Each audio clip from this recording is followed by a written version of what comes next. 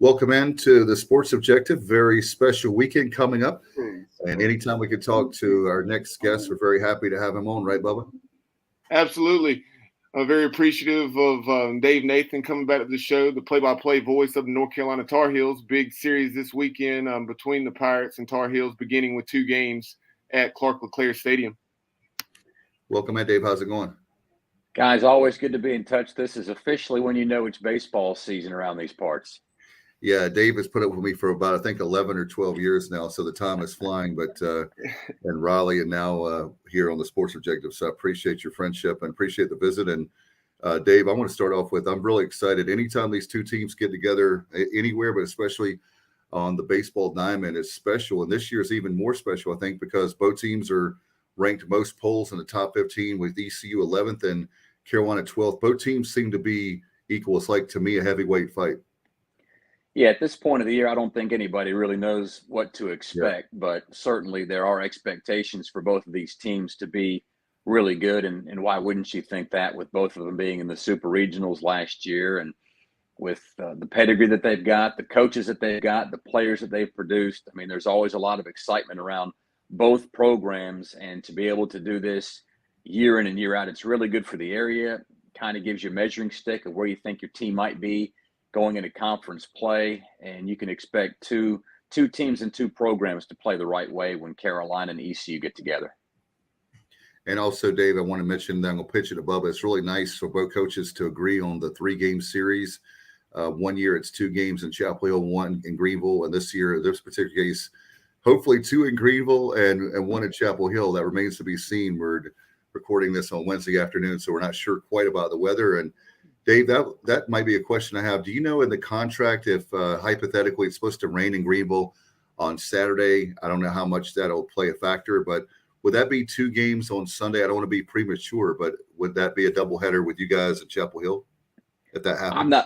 I've not had a chance to read the letter of the law and the way that this series has been put together, but you're right. Just taking a look at the weather forecast a couple of days out, Friday seems to be fine.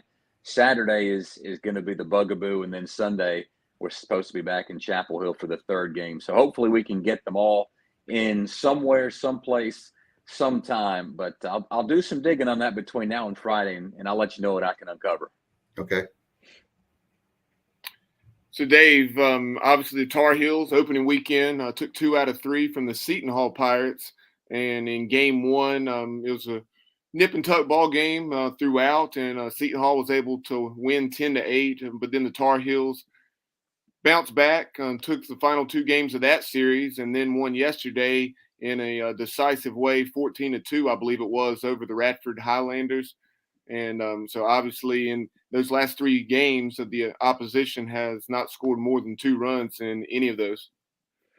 Yeah, it was kind of an odd opening day for Carolina, dropping his first opener since 2018, and you figure scoring 8 runs against a team like Seton Hall would probably be enough, but you have to give the Pirates credit. They had just a miserable year last year, not what they're accustomed to, going 18-35, and they came out strong. They beat Carolina 10-8, and although the Tar Heels took something like a dozen walks in the game, just couldn't hit with runners on base, runners in scoring position with 2 outs, but the law of averages eventually took over in the next couple of games, and the Tar Heels looked vastly improved in winning that series. And then yesterday, like you said, against Radford, 14-2 was the final. And I thought the story of yesterday's game was Kyle Percival getting his first career start for Carolina and going 5 innings and striking out 6. It's the best starting performance that the Tar Heels have had this year. And you take a look at who Carolina started against Seton Hall: Max Carlson, Will Sandy, and Connor Bovair, 3 players all back from last year. Sandy's a 5th-year player, and Max Carlson's your go-to guy on Fridays. So the one thing that I think pestered Carolina some last year, and again, we're just 1 series through the season, is can you get 5, 6+ innings from your starters so that your bullpen isn't taxed as the year goes on? And, talk about the bullpen a little more in depth. I know, obviously, a ton of quality arms. Who are some of those reliable arms other than the ones you've referenced? Yeah, Bubba, we're still getting to know a lot of these guys because the Tar Heels have close to 20 newcomers on the team, and I know your old buddy Jody Jones, who was at East Carolina for a while now with us at Carolina. We were joking the other day that we should treat this like preseason football camp and just put a piece of tape on everybody's hat that's got their last name on it to try to figure out who's who. So it's a new batch, but it seems like there's a lot of potential.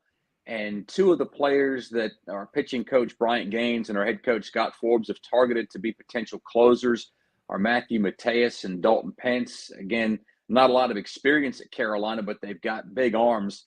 And to try to find somebody to close down the back end is one of the spots that Carolina needs to fill this year. Jake Knapp, who gets the second midweek start, is a Walter State transfer, and there's a bunch of other guys who are either new to the program or have transferred or are going to see an elevated role because of those old names of yesteryear like Gage Gilligan and Sean Rapp and Brandon Schaefer, who was in the starting role for us last year. All those guys have moved on to professional baseball. So there's a lot of opportunity for some kids to break through in the bullpen. And again, to get back to those last two games against Seton Hall and the game against Radford, the bullpen was really, really good in shutting down the opponent's bats. Dave, with both programs, we're talking about how even they are. Both, as you mentioned at the beginning of the interview, are super regional teams. One of the things that's really hurt the Pirates is that second game of the super regional. I know Carolina obviously has been to, it wouldn't be the big dance, but the College World Series. But what do you think off the top of your head for both teams? What will it be? I know there's no right formula. There's different teams that make it different ways, but how do you make it to Omaha? I know it'd give you a difficult question, right? Well, I mean, it's kind of easy. I mean, you got to get into the tournament first of all, and I'm always reminded year in and year out just how difficult it is to get into that field. And in order to do that, you got to win your weekend series. You got to take care of your midweeks, and you've got to be good in series like we're getting ready to have against teams that you think are going to be there. So you have to have a little bit of luck as well. Obviously, it helps to play at home, and sometimes you get home games in the supers if there's an upset. As was the case in our bracket last year, where you wind up hosting a team like Arkansas that you never thought in a long time you get a chance to face those guys on your own field.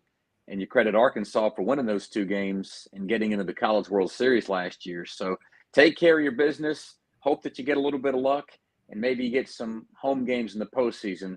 Again, to have all those things go your way, it's a long shot. And then still, as you know, the competition just gets better and better as the season wears on. And if you are lucky enough to get to Omaha and you wipe the slate clean, you're going to play the best teams that you faced all year and some of the hottest teams that you faced. And it is legitimately true. When you get to Omaha, of the 8 teams that are there, any one of them can win it. Nobody has any sort of advantage, I think, when you get there. Dave, you referenced Matthew Mateus, obviously a Greenville native. Greenvillians will certainly remember him being a part of that team that had the tremendous run to Williamsport in the Little League World Series. So if you would, I know I saw that he had an inning and a third of work on opening weekend. Yeah, he's got a big-time arm, unique delivery, and again, to have put himself in a position to be a closer as a freshman, he certainly got the confidence of the coaching staff. And that eastern part of the state, as you know well, has been a really replete area with talent, not only for East Carolina, but for some of the ACC schools to come into and bring some guys back. So he's doing nothing but carrying on a pretty good legacy of folks in the Greenville area. And to have pitched this early on in his career, you know that the Tar Heel staff thinks that he can do something. Transitioning over to the position players, Vance Honeycutt, so many preseason accolades, and not only Vance Honeycutt, but as I look up and down this lineup and through the statistics from the first 4 games, a lot of familiar faces in names like Mac Horvath, and then also Thomas Frick, and then Reese Holbrook from a season ago. Mm-hmm. Yeah, there's an awful lot of depth on this year's team, guys. And it's not just with the arms, but you go around the infield, and Horvath is back at third base. Danny Soretti, who felt like he's been starting every game since the Clinton administration, he's gone at shortstop into professional baseball. But Colby Wilkerson won the job with his defensive prowess this year. He's from Oxford. He's starting at shortstop now. Second base feels like it's kind of open. Austin Hawk, who's a freshman from out of Poptown, was the starter for the opening day against Seton Hall, and then started the last couple of games of that series. But that's a spot where Carolina, I think, can begin to tinker with some guys. Jackson Vanderbrake, a junior college transfer from out of Washington, started against Radford, and Johnny Castagnazzi, who's another returning player, hasn't played yet this year, and so he could factor into that spot as well. And then over at first base, a Wilson native, Hunter Stokely, is trimmed down and is really swinging a hot bat this early in the season to go with Frick, as you mentioned, behind the plate. And then Honeycutt, I joke with him, we should play with 5 infielders and just 2 outfielders. He's so good and so quick out in center field. But those corner outfield spots, I think, could be a source of really good competition as well. Casey Cook, who only played 4 games last year before he was sidelined with injury, has been a really clutch player at the plate this year. He's been starting in right field, and again, left field, you can take a dart and throw it at the board and try to figure out who you want to have out there. And I'll leave that up to Coach Forbes to decide game in and game out. But just running through those guys here 4 games in, you've got an awful lot of returning players that have accomplished a lot. You've got some new faces that are capable, and just competition is going to make everybody better when there's not a game to see who's winning these spots in practice. Dave, are there some players, maybe the fans this weekend, maybe guys on the radar, some guys that have surprised you? You are very close to the program, so I know the fans, when they're listening to the games this weekend or watching, we hope they're listening for you and obviously for Scott Rogers. But what about there are guys that you say, oh, that guy has really surprised me this year? I would say this, not that Tomas Frick has been a surprise this year because this is his 3rd year in the program, but he got off to such a hot start last year. I think he had something like 19 RBIs in his first 21 games. He was one of Carolina's best players at the plate against Seton Hall. And so he's a player and that just demanding position of catching, how much of a tax that takes on your body to be out there game in and game out. And he's done it for the last couple of seasons. This early on in the year, where he's got to be rested and refreshed and rejuvenated, I would look to him as somebody that is going to be swinging a big stick here, and we'll see if that carries over against the best team that I think the Tar Heels will have faced to date in East Carolina this weekend. No question. These 2 matchups are there. Do you see any advantages or disadvantages, or who has the maybe there's the pitching leans one way and maybe the batting leans another way for which team?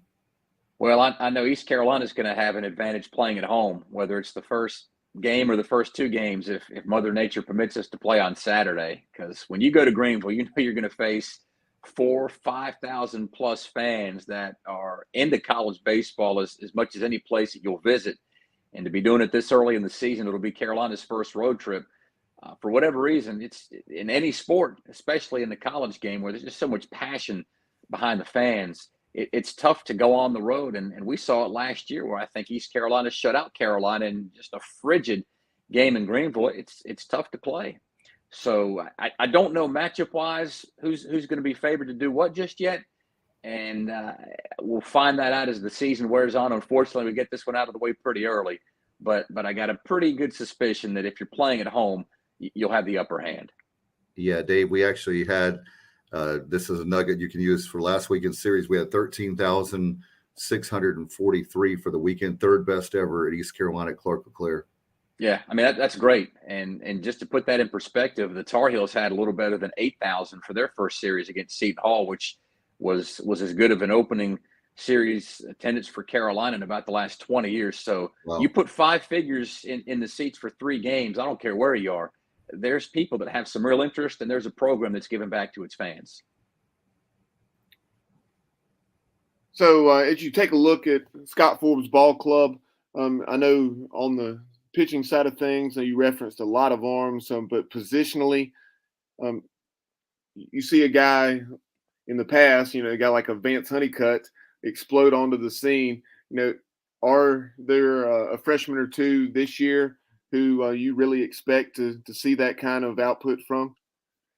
Yeah, that's a good question. And I always hesitate to put expectations on freshmen. And really, I hesitate to put expectations on teams until we get to about the month of April.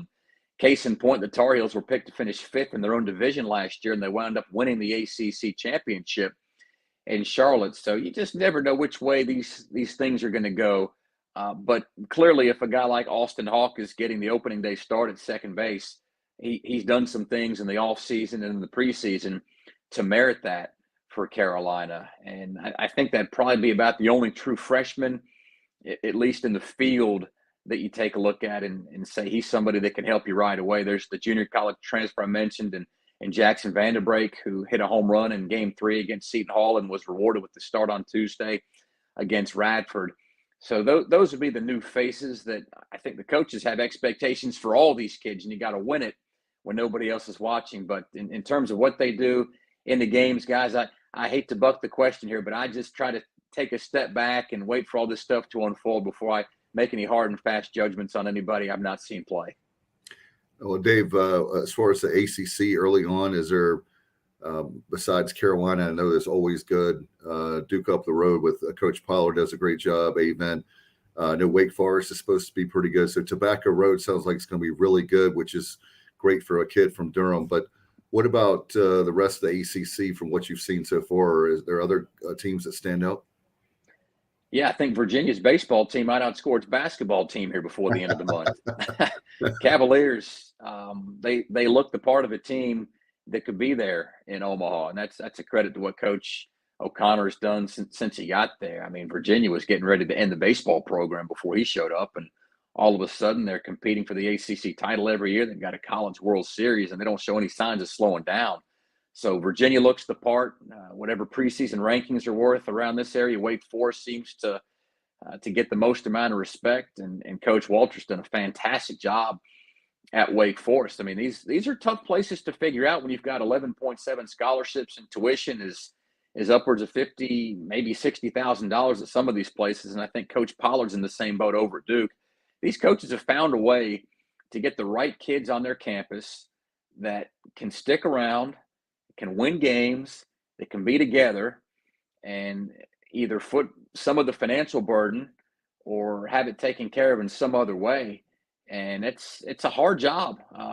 Kyle Straub and I, my broadcast partner, were talking about how finally the NCAA has ponied up for a third assistant now on some of these staffs. And I think maybe the next barrier to fall is 11.7 scholarships to see if some of these kids can either get taken care of a little bit better and make it easy on these coaches to slice and dice these scholarships to field competitive teams every year.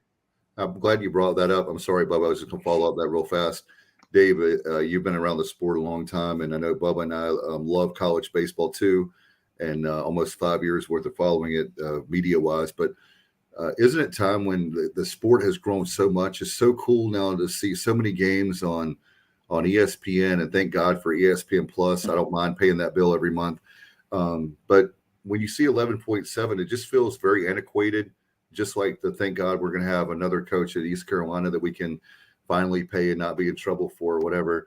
But it just seems like it should be way more than 11.7. I know that we could argue for hours on what that number should be, but it should be a lot higher, way north of 11.7, in my opinion. Yeah, in a perfect world, you make things easier, not harder. But again, Right. Living in reality, you've got to balance things out and make sure the numbers all align in terms of scholarship programs across the entire athletic department. And in some of these different schools, it's apples and oranges, where one school may field close to 30 sports, and then there's other schools that don't field a dozen. So, I don't have the answer. I don't claim that I do, but it's nice to see that at least we're making progress on making things easier. We've started out with the coaches getting taken care of, and hopefully in the near future, we're talking about more players having better opportunities to play college baseball and not have to shoulder the financial burden of what it takes to be at some of these places. Dave Richmond, referenced everything going on within the ACC as far as on the quality competition that the Tar Heels will be facing. From an East Carolina perspective, we're really keeping an eye on, at least I am, down at Clemson. You have Eric Bakich and Nick Schnabel, two Pirates, taking over that program. So very intrigued to see what they do after a nice run at Michigan. And then also an East Carolina tie with Link Jarrett, former hitting coach for Billy Godwin back in I guess about 15 years ago now. He is now at his alma mater after an excellent run with the Notre Dame Fighting Irish. Yeah, we've gotten to see a bunch of those guys through the years. When Eric was at Michigan, they were in Chapel Hill for one of the regionals. And you go back and you look at the history of college baseball, and the Michigan program is one that might surprise some folks, just how good they've been and some of the players that they produced. And I don't think he did any disservice to the Wolverines program. And I think what he did for the Wolverines program is a big reason why he's back in ACC country. And the same with Coach Jarrett, having seen him get up into the ACC ranks and take a program like Notre Dame. It's kind of one of those middling teams in the ACC. Boy, they play the right way. They're fielding and they're pitching, and they've even had a little pop with the bats through the years. You can count on him to maximize everything that he gets year in and year out. And you've got to take these teams, obviously seriously every time you face them. But from where some of these programs have been to where they are right now, it's a testament to coaching. It's so important at this level, and it's pretty obvious the ones that are doing it right. And you can tell when other schools come calling, you've got a pretty valuable commodity at your place. Yeah, and guys like Barry Larkin, I believe Chris Sabo, to name a couple. Jim Abbott's another one. Yeah, Michigan Wolverines. No question about a great program, especially, Dave, when the challenges that we're not familiar with. We talk about the weather, but it's actually decent weather compared to a team in the north. And a lot of these northern universities are having to come for a few weeks down our way to the south just to be able to play baseball. Yeah, we experienced it last week with Seton Hall down here, and we've played Seton Hall more than any other team in these opening series. I think this was the 8th time that we had gotten together, and I think they'll be heading off to California for some games coming up just because of Mother Nature and what she does in the great Northeast. Boston College always has some sort of stat in their notes that says how many thousands of miles they had to travel before you get to April to get their games in. And even in some years, we've gone up there in early April and we're snowed out or we're flooded out because the snow is melted, and you're just dealing with things that we don't have to deal with in Greenville or Chapel Hill or some of these other places. Dave, want to talk about, before we let you go, I know the time always goes by fast. We enjoy talking to you. As far as hoops are concerned, any things going in, it's hard to believe it's right around the corner. You'll have the conference tournaments, in your particular case, the ACC tournament, probably the granddaddy of them all, and then the big dance coming up. Are there anything surprises you've seen or teams that maybe you're not sure about making it? Like I know there's teams right now that are the last ones looking in. And hopefully one day East Carolina basketball can be worried about that. I'll tell you what, boys, East Carolina, I hear, is hosting the number 1 team in the country coming up, and what might be the biggest game in the history of East Carolina basketball. Saturday. Yeah, we have our game hopefully with you guys on Saturday afternoon at 2. Mm-hmm. And if Mother Nature will, if we don't have a dome at Clark LeClaire, so that's the only time I wish we did is inclement weather. But then on Saturday night, huge weekend for us that we have at Williams Arena, Minji's Coliseum at 8:00 that night. We have Houston, number 1 team coming in, the Cougs. Yeah. Yes. We had played number 1 a few times going back to like the Christian Laettner days, and played Duke a couple times at least, I think, when the Blue Devils were number 1, and then also back in the 80s, NC State. But first time a number 1 team has been in Minji's. Yeah, it's shaping up to be a big weekend in Greenville. But to get back to your earlier point, it's surprising that Carolina's basketball team is in the position that they're in, having been the preseason number 1 team in the country, to now fighting for a spot just to get into the big dance with just a handful of games remaining. And 2 of those games are on the road, where the Tar Heels are 2-7 this year, and 2 more at home against Duke and Virginia. So it's kind of a coin flip right now about where the Tar Heel basketball team is heading once we get into the month of March. But we're going to play this stretch out. We're going to go to the ACC tournament in Greensboro, and then we'll see what happens. And maybe Coach Davis and the guys have another big run in them like they did last year when they made it all the way to the national championship. No doubt. That's what makes the tournaments great. Is it's a brand new season. The player in me knows, and the coach in me knows. And Dave, one stat that I know you probably already know, but in the ACC right now, 65% of the home games the home team has won of the ACC games, regular season games. So I think that, and then Carolina has a lot of talent. Sometimes I hate to use the cliche, but the ball doesn't bounce your way. And all of a sudden last year, I know they got hot at the right time. So you never know. I know on social media and seeing my friends that are Carolina fans, they are really obviously taking it really hard, but you never can count UNC. And I like Hubert Davis a lot. I think not only is he a great coach, I think he's a great person. I've heard a lot of people that know him personally that have told me that. So I trust their judgment, and just seeing him on the outside looking in, he seems to be a great guy, and obviously learned from one of the best, from Roy Williams, coaching with him, and played for one of the best with Dean Smith. So if Carolina fans, I don't think they need to be in the panic room, because anything can happen, and literally that's what you got to do. That's right. I think the Tar Heels would like that outside shooting stroke of a young Bubba Rosenbaum back in the old Clemens Cougars days, fellas. Oh yeah. He's a grad transfer, I hear. That's funny you get that in, because I was about to drop a similar comment about yourself, because back at the old Clemens gym, Dave, you'll appreciate this. My dad called it the Palestra, the famous arena from up in Philadelphia, because of its architecture and obviously limited seating, but it did. Mm-hmm. I can see why he called it the Palestra now as an adult, and a lot of good memories of our games there on that little court in Clemens Gym in Clemens, North Carolina. Hey, Dave. Go ahead. I was just going to ask you a quick question. Some 411. Did Bubba ever dunk on anybody? I mean, you were there. Nobody in the league did, Dave. We're what, 8, 9, 10 years old. I thought it was like a. And we were playing on a 10. We were playing on a 10-foot goal too. Yeah, if you had a 6-footer back in those days, you're on a pretty good team. Yeah. Okay, I remember Josh Sheehan. Yeah, I actually played with Josh when we got older, and his father-in-law, believe it or not, was on one of our baseball trips a couple of years ago. It was the strangest thing in the world. We were talking about where I grew up, and Josh's name came up, and all of a sudden he picks up the phone and calls him and hands it to me, and we were talking like we hadn't missed a beat over the last 30 years. Because he went on to a very solid career at App State, of course. Yeah, he got a lot better when I quit playing with him. Well, Dave, how can people, by the way, I'm lucky that I know the TuneIn radio app. There's a lot of ways we can catch our friends. It's so cool to have the tech.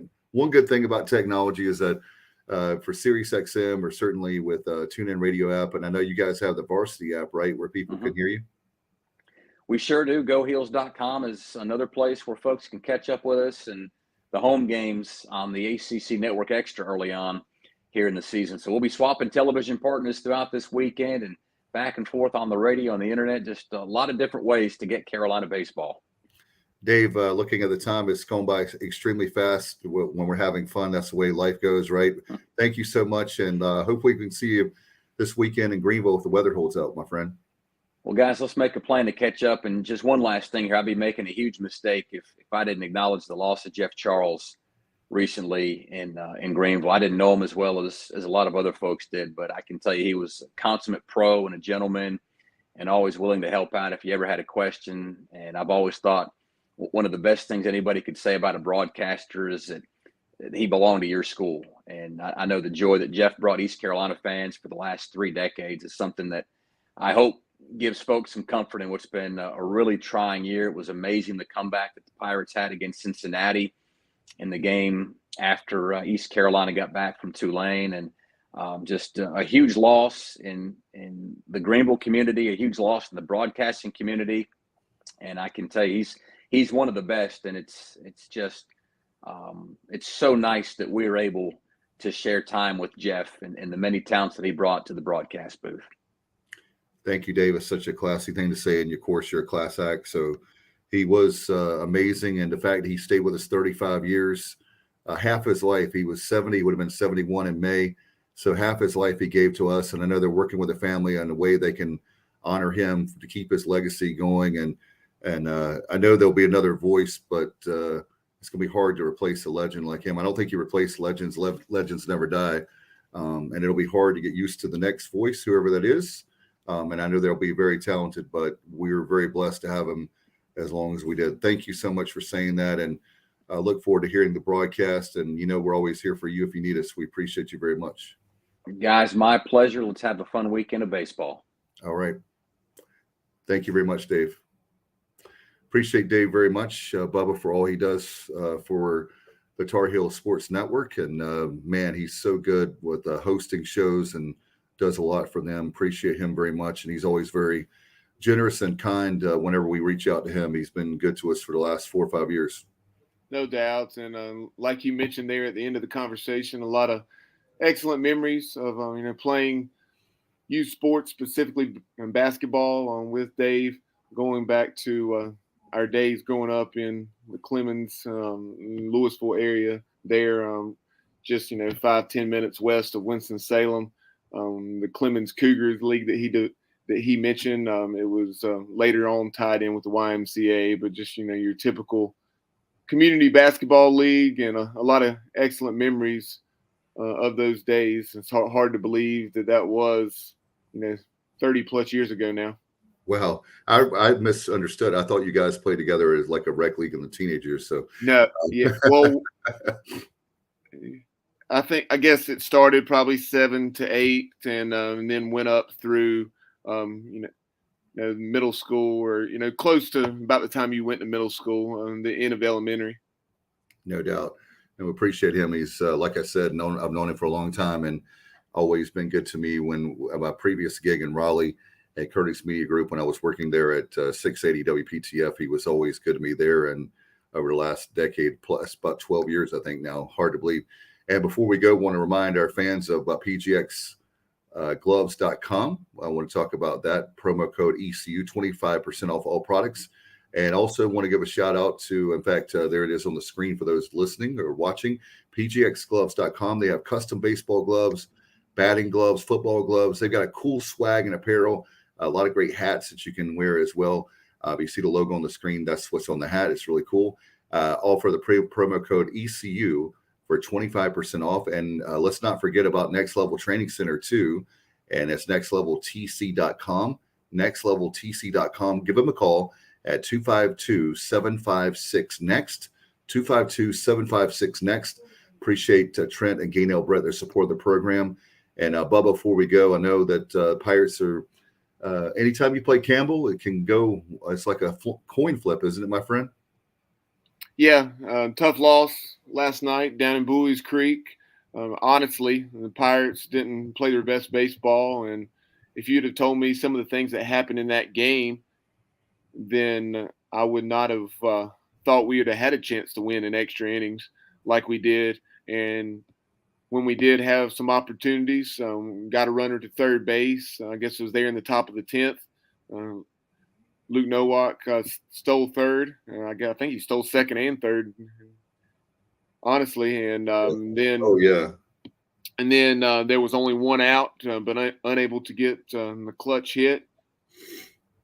But hats off to Justin Hare and the Camels, quality program, and you had a feeling it was going to be a game that came down to the wire, like it often is there at Campbell, and it was. And Pirates just didn't do what they needed to do to win. But we'll see how we bounce back. You certainly expect us to, with the 12th ranked Tar Heels coming to town, there's no reason to think we won't play our best baseball this weekend, and put ourselves in a situation to hopefully pick up what would be a huge series win against one of the best teams in the country, and that would bode well come postseason time, when all those things are being hashed out with regional host and national seeds and so forth.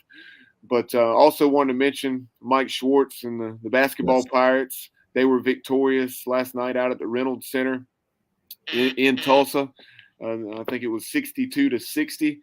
Certainly wasn't a thing of beauty, but all those losses that we've had through the years on the road, you'll take them any way you can get them. And Jaden Walker stepped up in a big way, 24 points, a career high. And I know when he arrived in the locker room, if you follow ECU basketball on Twitter, you saw the way he was doused with some cups of water upon his arrival to the locker room. And it's great to see those guys get back over 500, 14-13 now, 5-9, I believe, in the American 4 games remaining in the regular season, 2 against Tulane, including the rescheduled game from earlier when the Voice passed. Yeah. And then also, in addition to those 2 games with the Green Wave, you have number 1 Houston coming in that we referenced during that interview with Dave Nathan, and then also a game with UCF down in Orlando. And then on the women's side, I know you wanted to mention this, as did I. The Houston Cougars are in town tonight, that being Wednesday as we're recording this. You may hear this before tonight's game, you may not, but Kim McNeil's club, it's playing for its 20th win of the season, and that they're looking to improve to 20-8, I believe it is. Yeah, 10-4. And they have that game as well as another game against the Tulane Green Wave this weekend, as they will hopefully go into the conference tournament at 21-8. That will be great. In fact, admission is free tonight if you happen to be watching this, and we'd love for you to be checking it out. Appreciate everybody very much for the support of the program. As Coach McNeil talked about, Bubba, last Saturday, I didn't realize we had about 2,000 people there. I appreciate our support. And one of the great things is the players are bringing a lot of family and friends from their hometowns, just like Amaya Joyner, Danae McNeil. It was really cool, had a bus. They chartered a bus, about 40, 50 people. They came, but we had 2,000 people. So that's the best we've had in a long time for a women's game. And when you take away the education game where they have the Pitt County students, they have much more than that. But I just want to remind everybody to come out tonight if you can. Admission is free, and then you get the first 250 people, I believe, give a T-shirt. So that's going to be really cool. And the women's program really taking off. And I love how much I love Coach Schwartz and what he's doing, and having 14 and 13 now. So just got to keep supporting our men's program, and our women's program is picking up. So if you're a basketball fan in East Carolina like I am, you got a lot of things to be happy about, my friend. Yeah, and with their record now, the ladies, like I said, 19-8, hopefully going to get to at least a few games above the 20-win plateau. And with that being the case, even if we don't win the conference tournament, like we obviously hope we do, then we'll be headed to the WNIT. So a lot of basketball still to play, and a chance. I want to say, I know under Heather Macy, we won 3 consecutive seasons. That's I believe there were 2 occasions prior to that where we won 23 games. And so I think the program record for wins, is 23. That sounds right.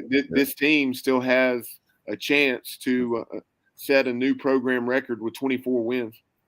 That's amazing. You're right about that, Bubba, about the 20. I think 23 off the top of my head. I'm not looking at it, but it sounds right. And Kim McNeil has definitely got the program headed in the right direction. And first-year head coach Mike Schwartz at Greenville, with his recruiting, and the players love him, and we love him because he's great to the media and really selling the program. And we got to just get behind him and work really hard to help support. Because when you get in Williams Arena, even with the women's games with 2,000 or 3,000, it's really loud. And so that's what I'm hoping for tonight.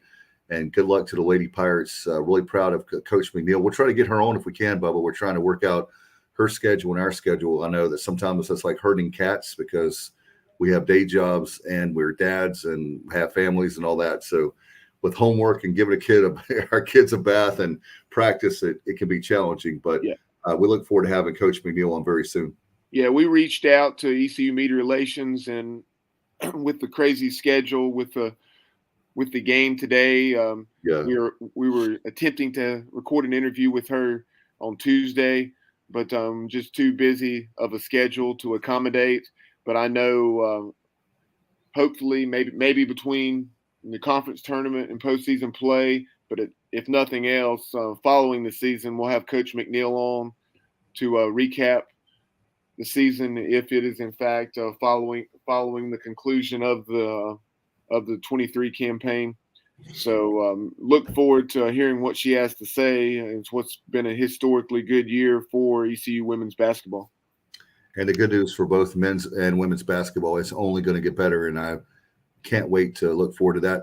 Look forward to the women's game tonight, as we talked about. And, of course, Bubba will have we'll keep all the latest of what's going on. In fact, we'll have maybe we can talk about tomorrow night. We can, being Thursday, we can talk about football with the football schedule and much more. We'll look and see if we can do that and work it all with the guys. But that came out. If you haven't had a chance, take a look at that at ECUPirates.com. And don't forget to get your football tickets. Just go there to ECUPirates.com or during business hours. So if you're old like me and you know how to do technology, 1-800-DIAL-ECU, right, Bubba?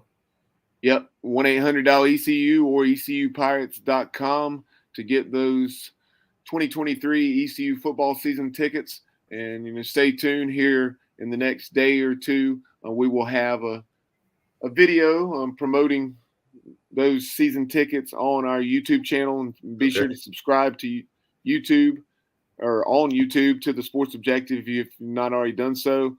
And that way, if you click the notification bell and the word all, then anytime we go live or post new content, you'll be alerted on your device. And you'll be sure not to miss any of the things that we put out there, like Coach Connor's excellent interviews with former Pirates, like former Pirate players such as Emac, Junior Smith, Vontae Leach, and a host of others. Then you have obviously A Pirate's Life for Me, interviews that I do with former Pirate players, and then also Pirate fans. Getting their take on, when they became a Pirate, and then a lot of their fond memories of following the Pirates throughout the country, whether it's football, baseball, basketball, or what have you. No doubt about it. Looking forward to all that programming. And, of course, any breaking news at once, we'll have it here for you. All right. Thanks to our very special guest, Dave Nathan, as we get ready for the Pirates and the Tar Heels. Huge weekend. And Greenville and Chapel Hill is number 11 East Carolina versus number 12 North Carolina. It's going to be a huge, huge heavyweight fight. Cannot wait for it. Thanks to him. Thank you, Bubba, for all that you do for us behind the scenes and on air as well. And we'll be with you guys very soon. Thank you so much. Appreciate your time. And as always, ladies and gentlemen, go Pirates.